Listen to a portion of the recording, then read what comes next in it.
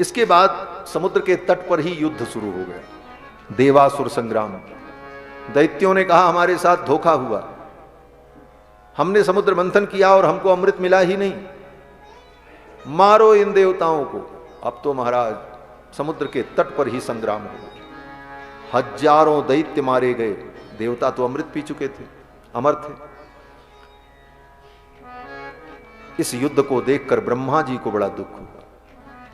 ब्रह्मा जी आए और युद्ध को शांत कराए। कुछ भी हो, सब ब्रह्मा की ही संतान है, चाहे दैत्य हो, चाहे देवता हो, चाहे दानव हो, चाहे असुर हो, चाहे मनुष्य हो। घर में बूढ़े दादाजी बैठे हो, नाती पोता आपस में लड़ करके मरे तो किस दादाजी को अच्छा लगेगा? ब्रह्मा जी को अच्छा नहीं लगा। ब्रह्मा जी ने आकर के मध्यस्थता की और युद्ध को बंद कराया। युद्ध बंद हो गया। दैत्यों ने कहा क्या करें? दैत्यों के गुरु शुक्राचार्य जी ने कहा अब युद्ध मत करो, अब हम उपाय बताते हैं, विश्वजित यज्ञ करो। विश्वजित यज्ञ जो कर लेता है वो सबको जीत लेता है। शुक्राचार्य जी ने विश्वजित यज्ञ कराया और उस यज्ञ से एक रथ प्रकट हुआ, उस पे अस्त्र शस्त्र थे। राजा बलि जो दैत्यों के राजा थे उस पे बैठे और युद्ध करने गए, स्वर्ग को जीत लिया, स्वर्ग की गद्दी पे बैठ गए। अब देवता भागे भागे फिरते थे। देवताओं ने कहा अब हम क्या करें? इधर शुक्राचार्य जी ने राजा बलि से कहा स्वर्ग की सत्ता तो ले ली तुमने, युद्ध में जीत लिया, लेकिन वैधानिक रूप से स्वर्ग की सत्ता तुमको नहीं मिली है, ये तख्ता पलट है। वैधानिक सत्ता तो तब होती है जब चुन करके सरकार बनाई जाए, नियम से बने, संविधान से बने। क्या संविधान है? बोले संविधान कहता है कि 100 अश्वमेध यज्ञ जो कर लेगा वो देवताओं का राजा हो जाएगा। तो अब जल्दी जल्दी 100 अश्वमेध यज्ञ कर लो तो सब बढ़िया हो जाएगा। कब्जा तो मिल गया, पोजीशन मिल गया, लेकिन डॉक्यूमेंट्स भी मजबूत होने चाहिए, नहीं तो कब्जा खाली करा लिया जाएगा। तो शुक्राचार्य जी ने कहा जल्दी जल्दी 100 अश्वमेध यज्ञ हो जाए। राजा बलि ने कहा ठीक। यज्ञ प्रारंभ हुआ, देखते देखते 99 यज्ञ संपन्न हो गया, अंतिम 100वां यज्ञ प्रारंभ हुआ। जब 100वां यज्ञ प्रारंभ हुआ तो देवताओं की जो बची खुची आशा थी वो भी खत्म हो गई। अब तो स्वर्ग मिलने वाला नहीं, अब तो 100 यज्ञ हो जाएगा, तब इनको कौन हटा पाएगा? बहुमत की सरकार और पूर्ण बहुमत की सरकार, फिर तो बड़ा मुश्किल है। तब देवताओं ने भगवान से प्रार्थना की प्रभु कृपा करो। तब भगवान ने, कश्यप महर्षि ने अपनी पत्नी देव माता अदिति को पयोव्रत का उपदेश दिया और कहा पयोव्रत करो। इस पयोव्रत से तुम्हारे गर्भ में दिव्य बालक आएगा जो अपने भाइयों की सहायता करेगा। देव माता अदिति ने पयोव्रत किया और उस पयोव्रत से भगवान प्रसन्न हुए। भगवान देव माता अदिति के सामने प्रकट हो गए और भगवान ने कहा मैया मैं आपका पुत्र बनकर के आने वाला हूं और फिर आपके पुत्रों की सहायता करूंगा, उनकी रक्षा करूंगा, उनके स्वर्ग को उन्हें दिलाऊंगा। लेकिन ये बात आप किसी से कहना मत, हम जाने और आप जाने, मां बेटा दो जाने, तीसरा कोई न जाने, किसी को यह बात पता नहीं चलनी चाहिए। माता अदिति ने कहा ऐसा ही होगा। फिर भगवान अंतर्धान हो गए और समय आने पर भगवान देव माता अदिति के गर्भ से वामन के रूप में प्रकट हुए। बोलो श्री वामन भगवान की जय। वामन भगवान जब प्रकट हुए, देवताओं ने दुंदुभी बजाई, जय जयकार की। वामन भगवान जब प्रकट हुए तो स्वर्ग में बड़ा आनंद हुआ। इनका नाम उपेंद्र हुआ। उपेंद्र माने इंद्र के छोटे भाई, उपेंद्र। स्वर्ग में ही यज्ञोपवीत संस्कार हुआ भगवान का। उस यज्ञोपवीत संस्कार में वामन भगवान को देव माता अदिति ने भिक्षा दी और अनेक देवताओं ने अनेक प्रकार के उपहार भेंट किए वामन भगवान को। स्वयं सरस्वती ने प्रकट होकर के अक्षमाला प्रदान की, वरुण देवता ने छत्र प्रदान किया। इस प्रकार से वामन भगवान ब्रह्मचारी बने और ब्रह्मचारी बनकर अपनी मैया से भिक्षा मांगते। भिक्षाम भगवती साक्षात उमा दादाद अंबिका सती। अंबिका ने, पार्वती ने वामन भगवान को भिक्षा दी और इसके बाद भगवान सीधे स्वर्ग से दंड कमंडल लिए वामन भगवान वहां पहुंचे जहां पर राजा बलि का अंतिम यज्ञ चल रहा था, नर्मदा नदी के तट पर। ये भेद, कल्प भेद से ये कथा दो प्रकार की। भागवत के अनुसार नर्मदा नदी के तट पर यज्ञ हो रहा था और श्रीमद् वाल्मीकि रामायण के अनुसार बलिया जिला में, बिहार में गंगा के तट पर बक्सर में, जहां विश्वामित्र जी महाराज रहते थे, इसीलिए उसका नाम बलिया है। बलि का यज्ञ वहीं हो रहा था और वो वामनाश्रम है। श्री हमारे त्रिदंडी स्वामी जी महाराज, बुढ़वा सरकार उनको हम लोग कहते थे, श्री त्रिदंडी स्वामी जी बड़े गर्व से कहते थे, हमार वो बक्सर बा जहां पर वामन भगवान के आश्रम था, ऐसे कहते थे। तो वामन भगवान का वो आश्रम था, वामनाश्रम। विश्वामित्र जी ने राम जी को बताया है कि ये वामनाश्रम है, भगवान वामन ने यहां तपस्या की है और गंगा के तट पर वहां यज्ञ हो रहा था, ऐसी कथा रामायण में है, संकेत है। वामन भगवान पहुंचे राजा बलि के यज्ञ स्थल पर बड़े तेजोमय स्वरूप में। सब ने देखा, यज्ञ मंडप में बैठे बड़े बड़े विद्वान ऋत्विज लोगों ने जब देखा तो सब आपस में कहने लगे, ये ब्रह्मचारी कौन है, इतना तेजस्वी है। सूर्य किलायात्युतवा विभावसु, कहीं ऐसा तो नहीं सूर्य भगवान ही ब्रह्मचारी बनकर के आ रहे हैं। किसी ने कहा भगवान विभावसु तो नहीं आ रहे हैं ब्रह्मचारी बनकर। किसी ने कहा सनत कुमारोथ दिदृक्षया क्रतोः, भगवान सनत कुमार ही ब्रह्मचारी के रूप में यज्ञ का दर्शन करने तो नहीं आ रहे हैं। शुक्राचार्य जी बैठे थे सभा में, मंडप में, दैत्यों के गुरु। शुक्राचार्य जी ने कहा न सूर्य आ रहे हैं, न चंद्रमा आ रहे हैं, न विभावसु आ रहे हैं। बोले तब? बोले विष्णु कपट पंडित, ये कपट पंडित भगवान विष्णु आ रहे हैं। क्यों आ रहे हैं? बोले देवानाम कार्य साधक, देवताओं के कार्य का साधन करने के लिए आ रहे हैं। राजन सावधान हो जाओ, ये देवताओं का षड्यंत्र है, तुमको छलने के लिए आ रहे हैं। इनके बाग जाल में मत पड़ना, ये अपने बाग जाल में फंसा करके अपना काम बना लेंगे। राजा बलि ने कहा गुरुदेव भगवान आ रहे हैं। बोले हाँ, ये भगवान नारायण है, भगवान विष्णु है, देवताओं के कार्य के लिए आ रहे हैं। राजा बलि चरणों में गिर पड़े, बोले गुरु जी आप महान हैं। गुरु की यही विशेषता है जो भगवान का दर्शन करा दे, भगवान के विषय में बता दे। आपने तो बता दिया, नहीं तो हम जान भी ना पाते कि ये नारायण है। यही तो गुरु की महत्ता। गुरु गोविंद दो खड़े काके लागू पाए, बलिहारी गुरु आपने जिन गोविंद दियो बताए। राजा बलि ने कहा ये तो हम, वो शुक्राचार्य जी ने कहा ये तो हमने बता दिया कि ये भगवान है। राजा बलि ने कहा यही आपकी महानता है, गुरु का यही गुरुत्व है। लेकिन शुक्राचार्य जी ने कहा एक बात और बता रहे हैं, मेरी आज्ञा का पालन करना, इनके चक्कर में मत पड़ना। ये जो कहेंगे वो करने में लग जाओगे, तुम्हारा सर्वस्व नष्ट हो जाएगा। राजा बलि ने हाथ जोड़ करके कहा गुरुजी आपकी सब बात मानेंगे लेकिन ये बात नहीं मानेंगे। बोले क्यों?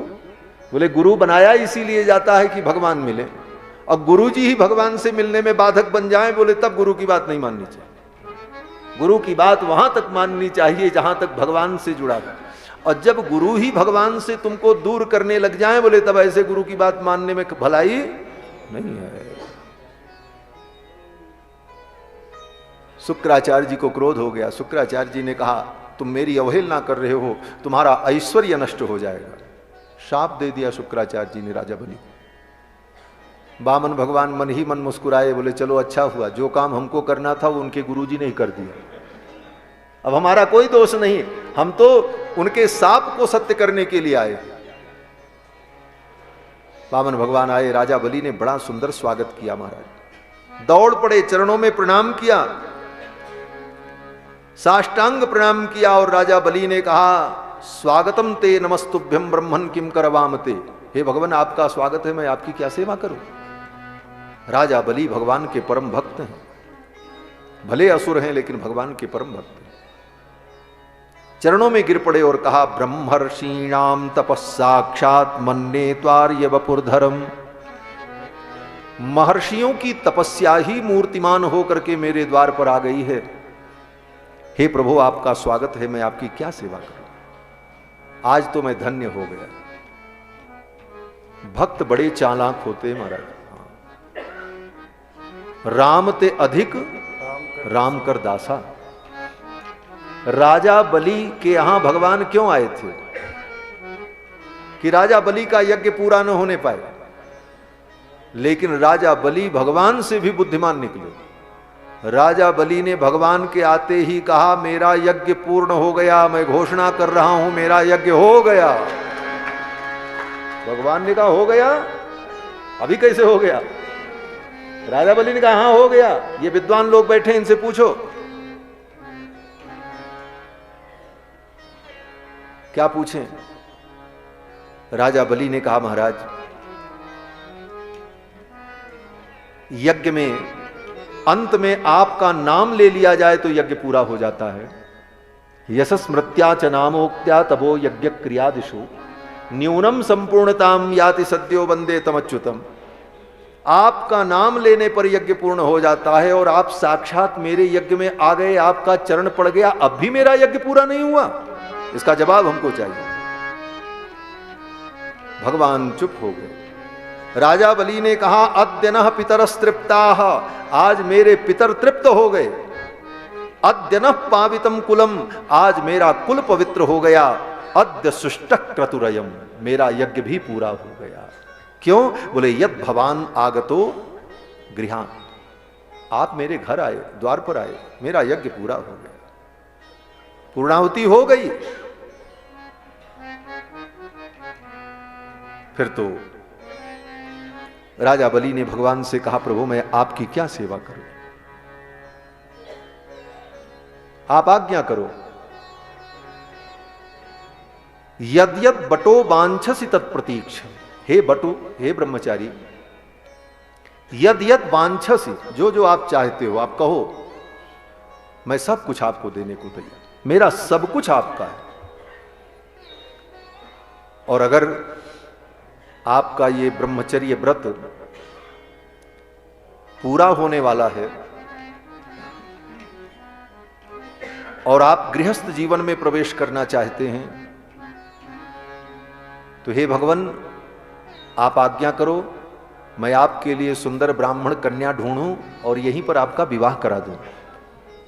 राजा बलि ने कहा यहीं पर आपका विवाह करा दें, यहीं घर बना दें और मेरा सब राज्य ले लो और आप यहीं मेरी आंखों के सामने रहो, मैं आपकी सेवा करूं। गाम कांचनम गुणवत धाम मृष्टम तथान्न पेय मुतवा विप्र कन्याम,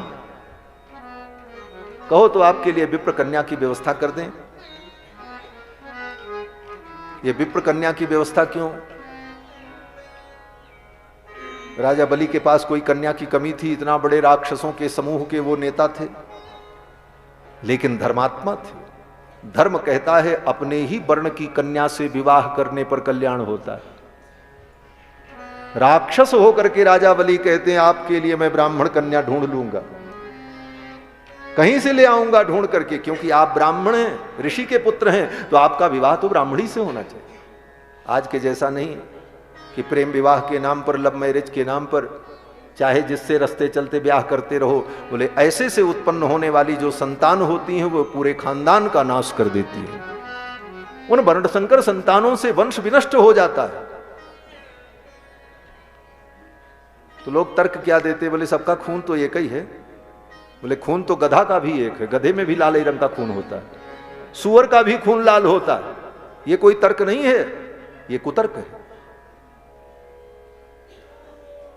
बंधुओं, अपनी सवर्णा भार्या से, सवर्ण कन्या से विवाह करने पर वह विवाह पूर्ण माना जाता है, और अपने वर्ण की जो भार्या होती है वही धर्म पत्नी होती है। ऐसे किसी स्त्री से दूसरे वर्ण की स्त्री से दूसरे वर्ण का व्यक्ति विवाह कर ले, बोले वो धर्म पत्नी नहीं होती। किसी भी धर्म कर्म में उसके साथ बैठ करके धर्म कर्म करने का अधिकार नहीं होता।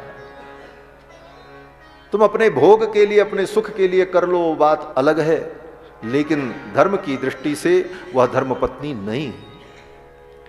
राक्षसों में भी इतना विचार होता था, सोचो आज का मनुष्य तो उन राक्षसों से भी ज्यादा गया गुजरा हो। राजा बलि असुर थे, लेकिन कहते हैं उतवा विप्र कन्या, आपके लिए मैं विप्र कन्या की व्यवस्था करूं।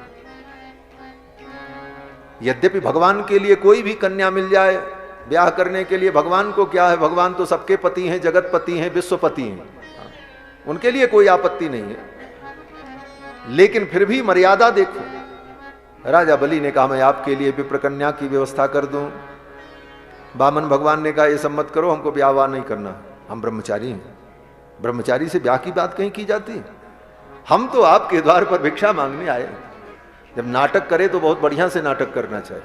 भगवान नाटक करते हैं तो बहुत बढ़िया नाटक करते हैं, उनका नाटक फेल नहीं हो सकता।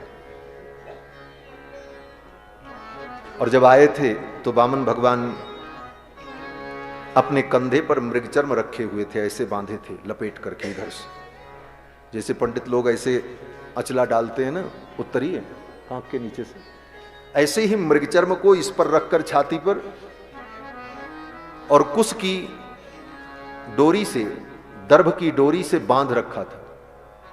क्यों? बोले अपने हृदय को भगवान वामन ने ढक रखा था, क्योंकि ब्रह्मचारी बनने का नाटक कर रहे हैं, लेकिन ब्रह्मचारी तो है नहीं, ये तो पहले से ब्याह हुआ इनका, और लक्ष्मी इनके हृदय में बैठी हुई है। वामन भगवान ने सोचा कहीं लक्ष्मी जी दिख गई राजा बलि को तो राजा बलि कहेंगे ये नकली ब्रह्मचारी हैं, पकड़े जाएंगे, धोखा हो जाएगा। इसलिए पहले ही मृगचर्म से अपने वक्षस्थल को भगवान ने ढक लिया। भगवान ने कहा हम ब्याह नहीं करेंगे, हम तो आपसे केवल 3 पग पृथ्वी मांगने आए हैं। बोले 3 पग क्यों? बोले 3 पग बहुत है, उतने में बैठ करके संध्या बंदन करना है, और क्या करना है, कोई खेती तो करनी नहीं हमको कि 10-20 एकड़ जमीन चाहिए, 3 पग पृथ्वी में हमारा काम चल जाएगा। राजा बलि ने कहा और मांग लो।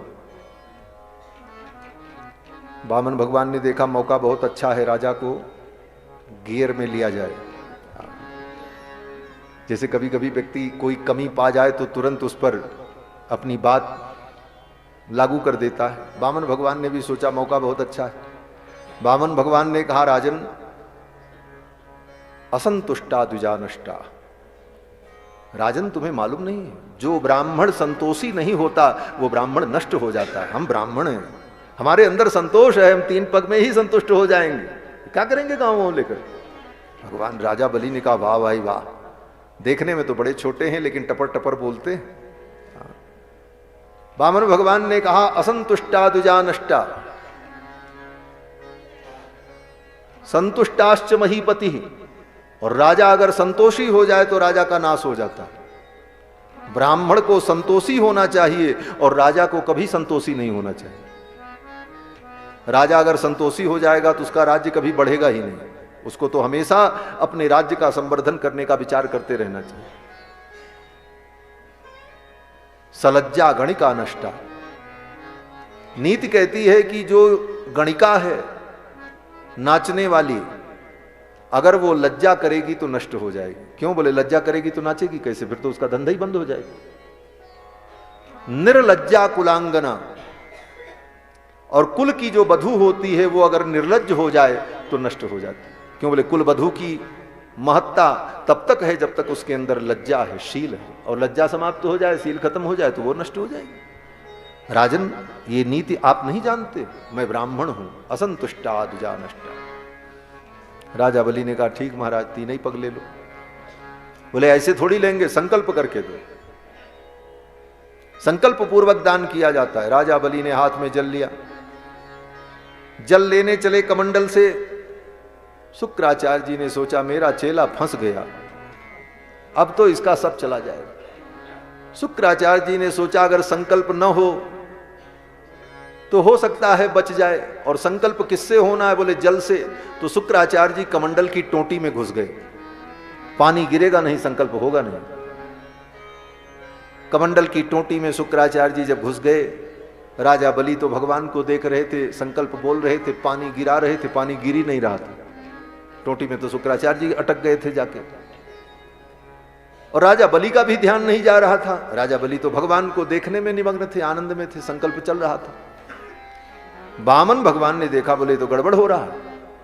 संकल्प का जल अगर हाथ में नहीं रहेगा तो शुक्राचार्य आकर के कहेंगे जल था ही नहीं, इसलिए संकल्प मान्य नहीं है, उसमें कमी बता देंगे। और ये जल रोका किसने है? भगवान ने जान लिया ये सब शुक्राचार्य की लीला। भगवान ने कहा कोई बात नहीं। शुक्राचार्य जी अपने कुशाग्र बुद्धि का प्रयोग कर रहे हैं, तो इनके लिए कुशाग्र का प्रयोग किया जाए। कुशाग्र बुद्धि का प्रयोग कर रहे हैं, तो इनके लिए कुशाग्र का प्रयोग किया जाए। उसी यज्ञ मंडप से एक कुश निकाला, मंडप में पूजा चल ही रही थी। एक कुश उठाया और वामन भगवान ने कहा रुको राजन, पानी निकल नहीं रहा टोटी से, कुछ अटक गया है। वामन भगवान ने लेकर के उस टोटी में जो है कुश का नोक घुसाया और ऐसे धक्का दिया, तब तक शुक्राचार्य जी निकल करके उधर खड़े हुए आकर। एक आंख चली गई महाराज, वो जाकर के कुश का अग्रभाग शुक्राचार्य की आंख में लगा, एक आंख चली गई, आकर के खड़े। फिर तो शुक्राचार्य जी ने चाक्षुषोपनिषद का पाठ किया, और चाक्षुषोपनिषद का पाठ करने से उनकी आंखें ठीक हो गई। तब से ये कहावत हो गई, देने वाला कोई और लेने वाला कोई, और व्यर्थ में शुक्राचार्य ने अपनी आंख खोई। दे कोई रहा है, ले कोई रहा है, तुम बीच में पड़ रहे हो, तुम्हारी आंख फूटेगी और क्या होगा। बहुत से लोगों को इसी से परेशानी होती। देने वाला दे रहा है, लेने वाला ले रहा है, तो देखने वाले को परेशानी हो जाती। बोले इतना क्यों दिया जा रहा है। अब तो वामन भगवान को संकल्प करके 3 पग पृथ्वी प्रदान कर दी राजा बलि ने। भगवान जब नापने लगे तो सारा ब्रह्मांड नाप लिया। सारी कथा आपको मालूम है। त्रीणिपदा विचक्र में विष्णुर गोपा अदाभ्य अतो धर्माणि धारयन। और इसी क्रम में वामन भगवान का चरण जब वैकुंठ में वो ब्रह्मलोक पहुंचा, ब्रह्मा जी ने चरण धो करके कमंडल में रख लिया, गंगा जी प्रकट हो गई। बोलो श्री गंगा महारानी की जय। 2 ही पग में सब कुछ नाप लिया, तीसरा पग रखने की जगह नहीं थी। तब वामन भगवान ने कहा तीसरा चरण में कहां रखूं। राजा बलि ने चरणों में लेटकर प्रणाम किया और कहा महाराज ये तीसरा चरण आप मेरे सिर पे रखो, और तो कुछ अब बचा नहीं है, सब तो आपने ले ही लिया, अब मैं बचा हूं। बोले मुझको जमीन चाहिए, 3 पग पृथ्वी। राजा बलि ने कहा यह शरीर भी मिट्टी से बना हुआ है, इसको पार्थिव शरीर कहते हैं, और ये धरती भी मिट्टी की। और दूसरी बात, आप ये बताओ दान बड़ा होता है कि दानी बड़ा होता है। भगवान ने कहा दानी बड़ा होता है। बोले तो दान से बड़ा दानी होता है तो फिर मेरे सिर पे आप हाथ पैर रख दो, अपना अपना चरण रखो और तीसरा पग स्वीकार करो, और कोई विकल्प बचा नहीं। वामन भगवान ने कहा ठीक है। राजा बलि ने मस्तक झुकाया और वामन भगवान ने अपना चरण राजा बलि के मस्तक पर रख दिया। देवताओं ने पुष्प वृष्टि की, जय जयकार की। राजा बलि धन्य है जिनके मस्तक पर स्वयं कृपा करके भगवान ने अपने चरणों को पधराया। वामन भगवान बड़े प्रसन्न हुए। वामन भगवान ने कहा जाओ, सुतल लोक का राज्य हम तुम्हें देते हैं, और अगले कल्प में आपको मैं इंद्र बनाऊंगा, अगले कल्प में स्वर्ग के राजा बनोगे। राजा बलि सुतल लोक जाने लगे। भगवान ने कहा कोई और वरदान मांगना है तो मांग लो। राजा बलि ने कहा यही वरदान दे दीजिए कि सुतल लोक में मैं जब तक रहूं तब तक नित्य आपका दर्शन हो। भगवान ने कहा नित्य दर्शन? बोले हाँ। सवेरे सो करके मैं उठूं और जिस दरवाजे से मैं बाहर निकलूं तो पहले आपका ही दर्शन हो। भगवान ने कहा तथास्तु, और भगवान राजा बलि के द्वारपाल बन गए। सुतल लोक में आज भी भगवान एक रूप से विराजते हैं। राजा बलि जब द्वार से बाहर निकले तो उनको दर्शन देना, द्वारपाल बनकर के पड़े। 4-5 महीने बीत गए, बैकुंठ में भगवान गए ही नहीं। नारद जी घूमते पहुंचे। लक्ष्मी जी ने पूछा, बेटा नारद भगवान कहाँ हैं? बहुत दिन हुआ आए नहीं, बैकुंठ गए थे भक्तों पर करुणा करने के लिए, कहाँ भूल गए रास्ता? नारद जी ने मुस्कुराते हुए कहा, मैया अब वो बैकुंठ आने वाले भी नहीं हैं। बोले क्यों, क्या हो गया? नारद जी ने कहा, आजकल उन्होंने नौकरी कर ली है, जब छुट्टी मिलेगी तब आएंगे। बोले वो नौकरी कर रहे हैं, अखिल कोटि ब्रह्मांड नायक। नारद जी ने कहा, किसी दूसरे की नौकरी नहीं, वो तो अपने भक्तों की नौकरी बजाते हैं, भक्त वत्सल है। बोले क्या हुआ? सारा वृत्तांत नारद जी ने बताया। लक्ष्मी जी ने कहा, बेटा तू कोई उपाय कर, भगवान कैसे भी बैकुंठ आए, उनके बिना ये बैकुंठ सूना लगता है। नारद जी ने कहा, एक उपाय है। बोले क्या उपाय? बोले बस 1 महीने बाद, जेठ का महीना चल रहा है, जेठ के बाद आषाढ़, आषाढ़ के बाद सावन, सावन की पूर्णिमा को रक्षाबंधन होता है, बहन अपने भाई को रक्षा बांधती है। तो आप ऐसा करो कि रक्षाबंधन लेकर, रक्षा सूत्र लेकर राजा बलि के यहां चली जाओ और राजा बलि के हाथ में रक्षा सूत्र बांध देना। अरे बोले वो पूछेंगे कि तुम मेरी बहन कहां से हुई, तब मैं क्या बताऊंगी? नारद जी ने कहा, बता देना, आप सुतल लोक के राजा हो और मैं भी समुद्र से प्रकट हुई हूं, समुद्र के तल से मेरा भी प्रादुर्भाव है और आप सुतल लोक के राजा हो, तो एक गांव की होने के कारण हम भाई बहन लगते हैं, जैसे गांव के संबंध से भी भाई बहन हो जाता है। ये बता करके रक्षा बांध देना। और जब राजा बलि कहें कि बहन कुछ मांगो, तो भगवान को ही मांग लेना, और कोई उपाय नहीं है। लक्ष्मी जी ने कहा, ठीक है। रक्षाबंधन का पर्व आया, लक्ष्मी जी चली, रक्षा सूत्र लेकर के गई, राजा बलि को रक्षा बांधा। जेन बद्धो बलि राजा दानवेंद्रो महाबल। राजा बलि ने कहा, बहन मांगो, क्या चाहिए? लक्ष्मी जी ने देखा दरवाजे की ओर, भगवान खड़े थे शंख चक्र गदा पद्म लिए मुस्कुराते हुए। लक्ष्मी जी ने कहा, भैया मैं जो मांगूंगी दोगे? राजा बलि ने कहा, बहन मांगो, जो कहोगी मैं तुम्हें दूंगा, तुम मेरी बहन हो। लक्ष्मी जी ने कहा, ये आपका द्वारपाल मुझे बहुत अच्छा लगता है, इसी को दे दो हमको। राजा बलि ने अपनी छाती पर हाथ रखा और कहा, बहन तूने तो अपने भाई के प्राण को मांग लिया, ये मेरे प्राण हैं, मैं इन्हें नहीं दे सकता। लक्ष्मी जी ने कहा, भैया अगर ये आपके प्राण हैं तो मेरे प्राणनाथ हैं, मैं इनके बिना नहीं रह सकता। उसी समय नारद जी प्रकट हो गए। नारायण हरि। नारद जी ने आकर के समाधान कर दिया। नारद जी ने कहा, दोनों बात ठीक है, इनके प्राण हैं, इनके प्राणनाथ हैं। प्राण में 2 अक्षर है और प्राणनाथ में 4 अक्षर है। कितने हो गए? बोले 6 अक्षर। और साल में महीना कितना होता? बोले 12। तो एक एक अक्षर पर 2-2 महीने का हिसाब आया।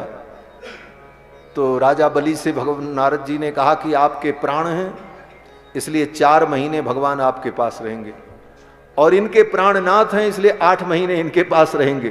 तो 4 महीने जब चातुर्मास से होता है, 4 महीने का चौमासा होता है, तो भगवान राजा बलि के यहाँ रहते हैं, और फिर जब 8 महीना होता है तो भगवान वैकुंठ में रहते हैं। ये तो आनंद के लिए है, ये भक्तों का भाव है, भगवान की लीला है।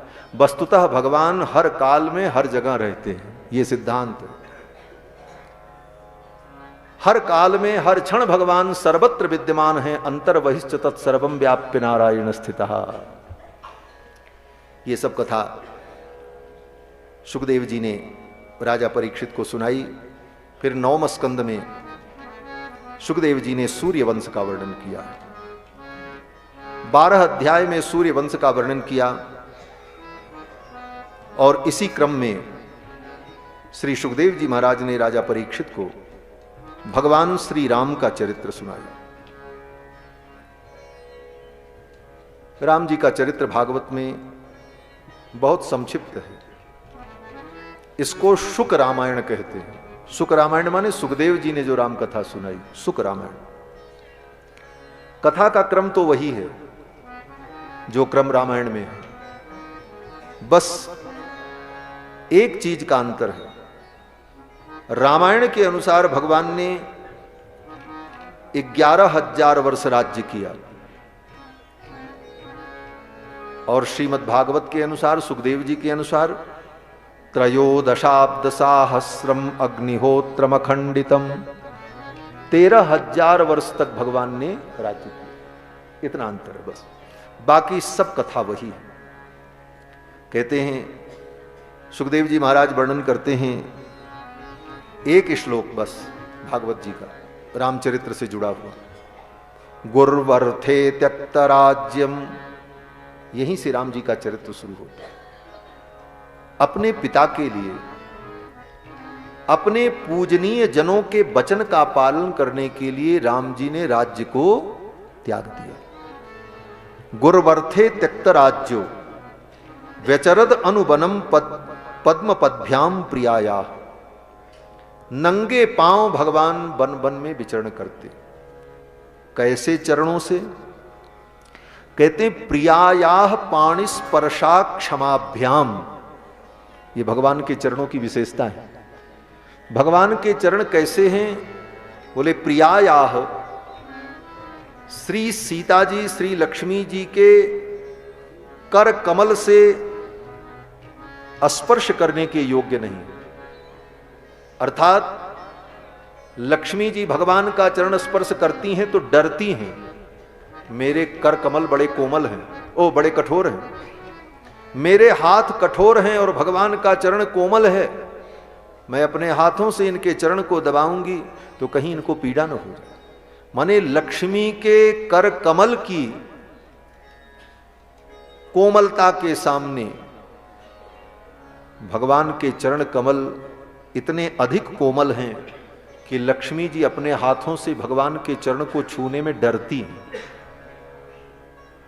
प्रियायाह पाणि स्पर्शा क्षमाभ्याम मृजित पथ रुचो यो हरीन्द्रानुजाभ्याम, और ऐसे भगवान अपने उन कोमल चरणों से वन वन में भटक रहे। भगवान के चरण की इस विशेषता का वर्णन किया। और एक अद्भुत बात, यहां पर सुखदेव जी ने जो राम कथा सुनाई है, भगवान के चरणों के वर्णन से और चरणों को प्रणाम करते हुए वंदे महापुरुषते चरणा रविंदम, अंत में भगवान के चरणों का वर्णन करके ही सुखदेव जी ने इस कथा को पूरा किया। अंत में चरणों का क्या वंदन किया? कहते हैं 13,000 वर्ष तक राज्य करने के बाद भगवान निज धाम गमन करते।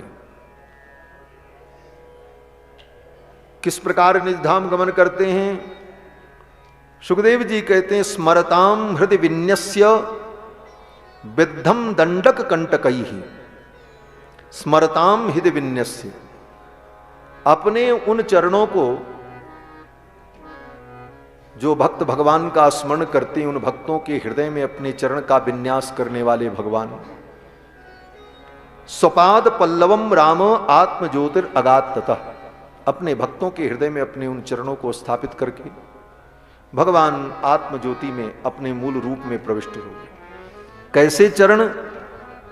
बोले विद्धम दंडक कंटकई, जिन चरणों में दंडकारण्य के कांटे चुभे हुए थे उन चरणों, विद्ध दंडक कंटकई। क्यों? बोले भगवान जब तक रहे, ये वर्णन तो उस समय का है जब भगवान वैकुंठ जाने लगे। उसके 11,000 वर्ष पहले, 13,000 वर्ष पहले राम जी दंडकावन में गए थे, तब ये घटना घटी थी, कांटा चुभा था। और आज 11,000 वर्ष अथवा 13,000 वर्ष जो मान लो बीत गए, आज उस बात की चिंता क्यों की सुखदेव जी ने? तो भक्तों का भाव है कि भगवान के पैर में कांटे चुभे थे, लेकिन उन कांटों को भगवान ने निकाला नहीं। क्यों नहीं निकाला? बोले जब कांटों को निकालने लगे तो वो कांटे बोल पड़े। बोले महाराज, जो एक बार आपके चरणों में आ जाता है फिर आपके चरणों से दूर नहीं जाता, तो क्या मुझे आप अपने चरणों से दूर कर देंगे? ठाकुर जी ने कहा ना ना, अगर ऐसी बात है तो तुम मेरे चरणों में पड़े ही रहो। और वो दंडकारण्य के कांटे जीवन पर्यंत राम जी के चरणों में मानो पड़े ही रहे। कभी भगवान ने उनको अपने चरणों से अलग नहीं किया। इसलिए मानो सुखदेव जी कहते हैं कि विद्धम दंडक कंटकई ही स्वपाद पल्लवम राम आत्म ज्योतिर अगात ततः। आगे इसकी फलश्रुति कहते हैं, पुरुषो रामचरितम श्रवणैर उपधारयन। जो व्यक्ति, जो पुरुष राम जी के इस चरित्र को सुनता है, आन शंस परो राजन कर्म बंधैर विमुच्यते, वह व्यक्ति समस्त प्रकार के कर्म बंधनों से मुक्त हो जाता है। इसके बाद 12 अध्याय में सुखदेव जी ने चंद्रवंश का वर्णन किया है। और चंद्रवंश के वर्णन के प्रसंग में इसी प्रकार संक्षेप में कृष्ण भगवान का भी चरित्र सुना दिया। भगवान मथुरा में वसुदेव जी के यहां प्रकट हुए,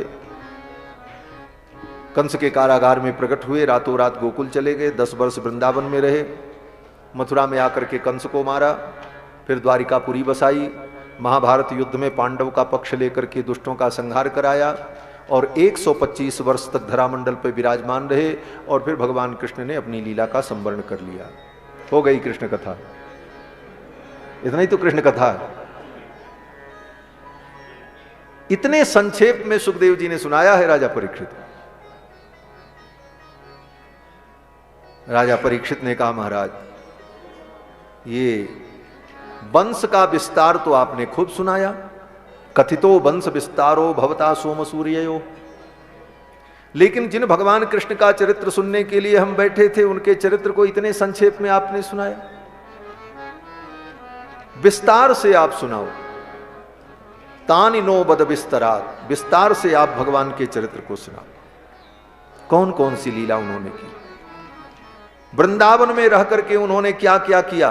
ब्रजे बसन किम करोन मधुपुरियांच केशव, मधुपुरी में रह करके भगवान ने कौन कौन सी लीला की।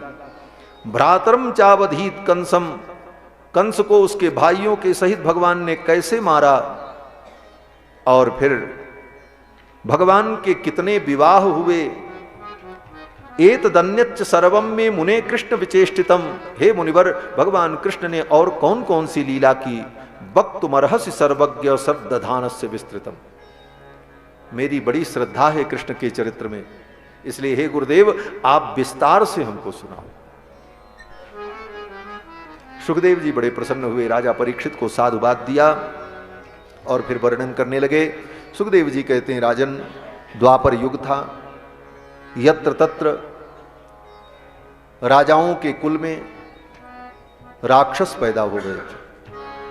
परंपरा से उनको गद्दी मिल गई, सत्ता मिल गई, प्रजा को दुख दे रहे थे, धरती व्याकुल हो गई। और धरती ने गाय का रूप धारण करके जाकर के ब्रह्मा जी से कहा। ब्रह्मा जी ने क्षीर सागर के तट पर जाकर के भगवान की स्तुति की। भगवान ने दर्शन तो नहीं दिया, लेकिन ब्रह्मा के हृदय में संदेश प्रेषित किया। ब्रह्मा के हृदय में भगवान ने संदेश भेज दिया, आप चिंता मत करो, जाओ भूदेवी को समझा दो, मैं मथुरा मंडल में अवतार लेकर के आ रहा हूं और दुष्टों का संहार करके पृथ्वी का भार उतार दूंगा। ब्रह्मा जी ने आकर के पृथ्वी से कहा, भूदेवी प्रसन्न हो गई, देवता प्रसन्न हो गए, भगवान का अवतार होगा, दुष्टों का संहार होगा। आगे वर्णन करते हैं कि मथुरा में महाराज उग्रसेन राजा थे। उग्रसेन का पुत्र कंस बड़ा उद्दंड था। महाराज उग्रसेन के जो भाई थे उनका नाम था देवक। देवक की 7 बेटियां थीं, उन सब बेटियों का विवाह वसुदेव जी से हुआ था। सबसे छोटी जो देवकी थी उनका भी विवाह वसुदेव जी से हो गया। कंस बड़े प्रसन्नता से वसुदेव और देवकी को रथ पर बैठा करके विदा करके पहुंचाने जा रहा था, क्योंकि मथुरा में ही वसुदेव जी रहते थे, कहीं दूर जाना नहीं था। ब्याह भी मथुरा में हुआ, एक मोहल्ले से दूसरे मोहल्ले। तो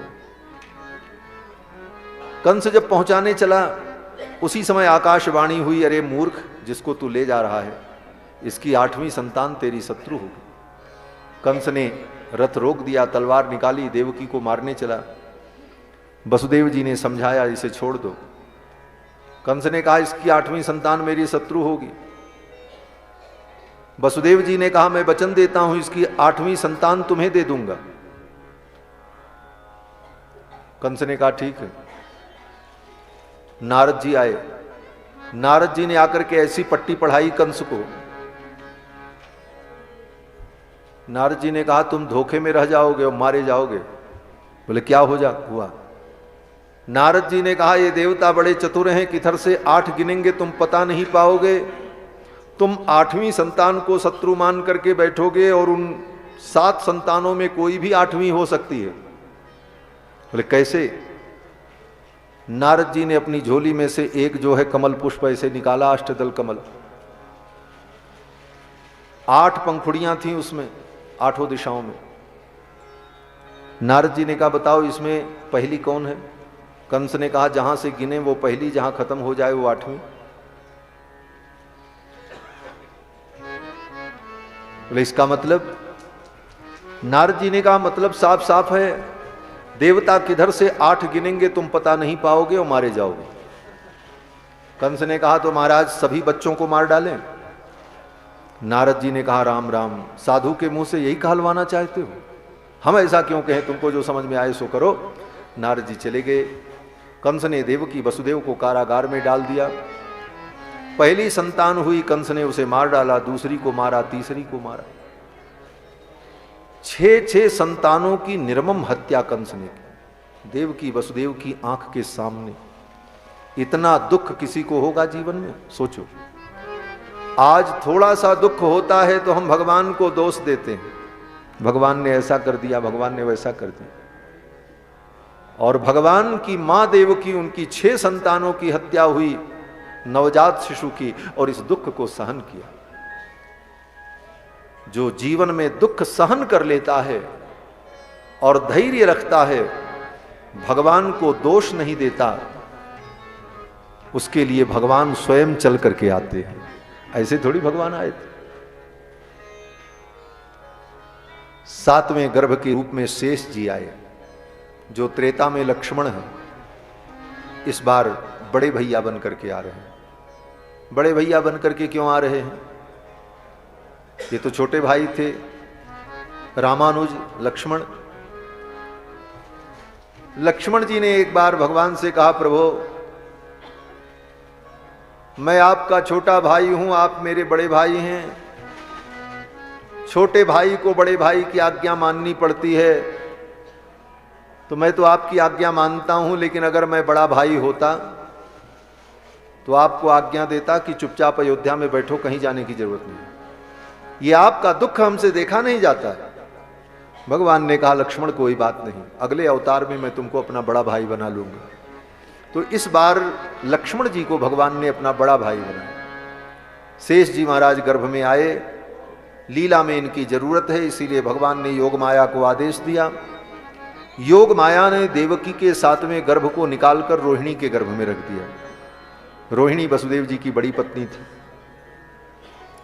और उस समय रोहिणी जी नंद बाबा के घर में रहती थी, क्योंकि देवकी वसुदेव तो कारागार में बंद थे। बाकी जो 6 पत्नियां थीं वसुदेव जी की, वो यत्र तत्र रिश्तेदारों के घर में रह करके अपना समय काट रही थीं, क्योंकि कठिन काल था, राजा से ही विरोध था और षड्यंत्र था, इसलिए बाकी पत्नियां जहां तहां छिप करके अपना जीवन निर्वाह करती थीं।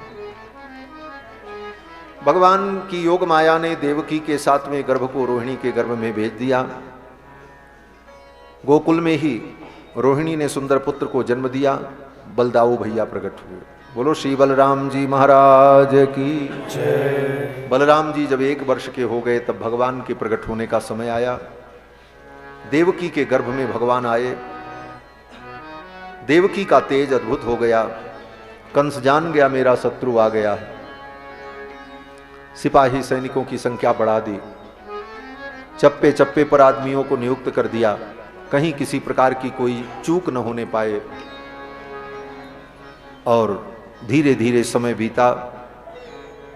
भगवान के प्राकट्य का समय आया, भादों का महीना। अष्टमी तिथि, कृष्ण पक्ष, रोहिणी नक्षत्र और बुधवार दिन। आज बुधवार है, बुधवार दिन था। वो कह रहे हैं 12 बजा दीजिए।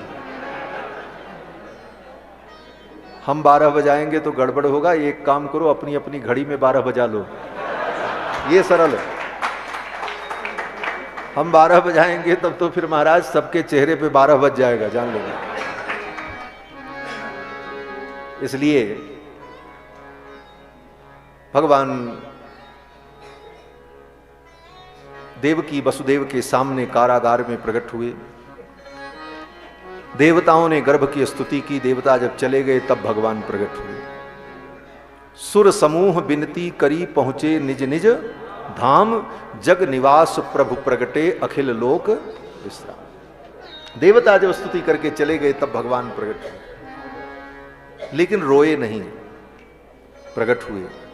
कथा सुनाई अपनी मैया को और पिताजी को। क्या बोले? हम आपके बेटा बनने आए। देवकी मैया ने कहा बेटा बनने आए हैं तो बेटा जैसे बन जाइए।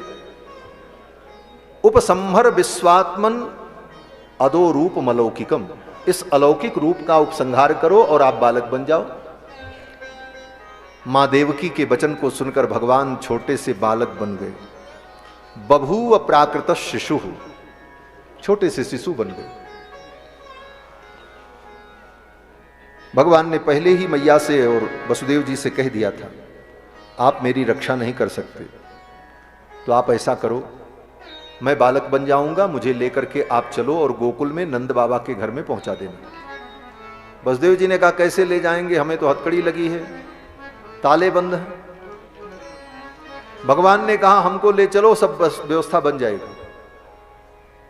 भगवान बालक बन गए और फिर वसुदेव जी ने भगवान को उठाया, टोकरी में रखा और टोकरी को जब सिर पर रखा उसी समय हथकड़ी बेड़ी खुल गई।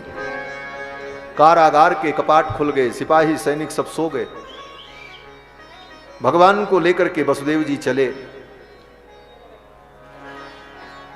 जब भगवान को लेकर के वसुदेव जी चले, नगर में सब लोग सो रहे थे। जमुना के तट पर पहुंचे। जमुना उत्ताल तरंगे ले रही थी। भादों का महीना था, कैसे जमुना पार करें, लेकिन भगवान की आज्ञा समझकर वसुदेव जी भगवान को लेकर के जमुना में प्रविष्ट हुए। जमुना बढ़ने लगी। जमुना ने सोचा मेरे प्रियतम आ रहे हैं, मैं अपने प्रियतम का दर्शन कर लूं। दर्शन तो हो नहीं रहा था क्योंकि टोकरी में भगवान थे और टोकरी सिर पर थी। जमुना जी नीचे बह रही थी। जमुना जी ने सोचा मैं अपने प्रियतम का दर्शन कर लूं। क्यों दर्शन कर लूं? जमुना जी ने मन में कहा कि आज तक संसार में कोई स्त्री अपने पति के बाल रूप को नहीं देखी होगी, क्योंकि जवान होने पर ब्याह होता है तो जवान पति को देखती है। उसका पति इतना बड़ा बालक हो और वो अपने पति को देखे कि ये मेरा पति है, ऐसा तो आज तक दुनिया में नहीं हुआ। जमुना ने सोचा आज मैं अपने पति को, अपने प्रियतम को बालक के रूप में देखूंगी, और देखने के लिए जमुना जी बढ़ने लगी। पानी धीरे धीरे घुटनों से ऊपर हुआ, कमर तक आया। वसुदेव जी के पैर डगमगाने लगे लहर में। भगवान ने देखा ये जमुना तो बढ़ रही हैं। जमुना ने कहा प्रभु मैं आपका दर्शन करने आ रही हूं। भगवान ने कहा मत दर्शन करो। बोले ना ना, आपके बाल रूप का मैं दर्शन करूंगी। भगवान ने कहा जब आज तक किसी ने अपने पति का बाल रूप दर्शन नहीं किया तो तुमको ही कैसे दर्शन मिलेगा। बोले मैं तो आ रही हूं। तो भगवान ने सोचा अब कैसे रोकें जमुना को। भगवान ने कहा रे जमुने, थोड़ी तो लाज कर, तू मेरा दर्शन करने आएगी उसके पहले मेरे ससुर जी, तेरे ससुर जी की दाढ़ी दिखाई पड़ेगी। हाँ। और एक बहू को अपने ससुर के सामने घूंघट करके रहना पड़ता है, सिर ढक करके रखना पड़ता है, ये मर्यादा है, इसलिए इस मर्यादा का तुझे पालन करना चाहिए। तब तक जमुना जी ने देखा वसुदेव जी महाराज के मुखमंडल को, बड़ी दाढ़ी, इतने वर्षों से जेल में बंद थे, कारागार में, केशमश्रु बढ़ गए थे। देखा जमुना जी ने, तुरंत जमुना जी को लज्जा आ गई, ये तो ससुर जी हैं। तुरंत जमुना जी घट गईं और ससुर जी के चरणों में छलकने लगी, मानो अपने ससुर जी के चरण का वंदन करने लगी। जमुना घट गई, भगवान को लेकर के वसुदेव जी पहुंचे, नंद बाबा के यहाँ यशोदा के पलंग पर सुला दिया। भगवान की योग माया प्रकट थी, योग माया को लेकर के चले आए। आते ही योग माया ने रोना शुरू कर दिया। कंस को पता चला, कंस आया, छीन लिया, कन्या को मारने चला। कन्या हाथ से छूटकर आकाश में चली गई। कन्या ने कहा, रे दुष्ट, तू मुझे क्या मारेगा, तेरा शत्रु तो कहीं प्रकट हो गया। कंस अपना बड़बड़ करता रहा, चिल्लाता रहा। कंस को चिल्लाने दो, हम लोग चलते हैं गोकुल। क्यों? बोले वहां भगवान पहुंच गए। जहां भगवान रहे वहीं रहना चाहिए। भाव की दृष्टि से रामायण की चौपाइयों को जब पढ़ो तो एक बात पर ध्यान देना, जब गोस्वामी जी भगवान का वर्णन करते हैं तो अपने आप को भगवान के पास बताते हैं, और जब राक्षसों का वर्णन करते हैं तो गोस्वामी जी कहते हैं वहां राक्षस ऐसा कर रहे थे। अब कई उदाहरण, एक दो उदाहरण मैं आपको बता दें, बाकी आप खोजना।